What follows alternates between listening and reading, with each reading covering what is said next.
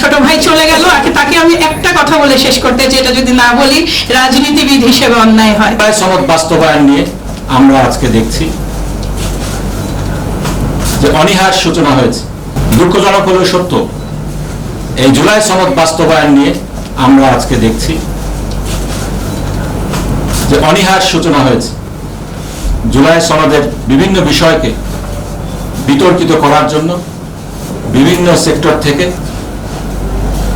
কিছু লোক উঠে পড়ে লেগেছে, বিশেষ করে সরকারি দল। যেই জুলাই সনদ কিভাবে বাস্তবায়িত হবে তার একটি সুস্পষ্ট রূপরেখা জুলাই সনদ বাস্তবায়ন আদেশের মাধ্যমে দেয়া হয়েছিল, যার অধীনে একটি নির্বাচন হয়েছে।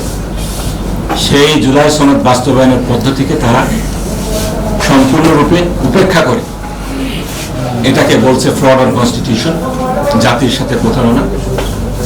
এভাবে জুলাই সনদকে বিতর্কিত করা হচ্ছে, বাস্তবায়নের ক্ষেত্রে কালক্ষেপণ করা হচ্ছে।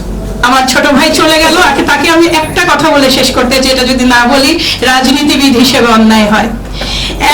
যেই রাষ্ট্রপতি সংসদ ভেঙে দিলেন, সেই রাষ্ট্রপতির কাজ সঠিক হলো না। সেই রাষ্ট্রপতি একটা আদেশ দিলেন, সেই আদেশ যে আদেশ মানে কনস্টিটিউশনকে রুল করে, সেই আদেশটা যদি সঠিক মনে হয় তাহলে এটা দুঃসময় জাতির জন্য।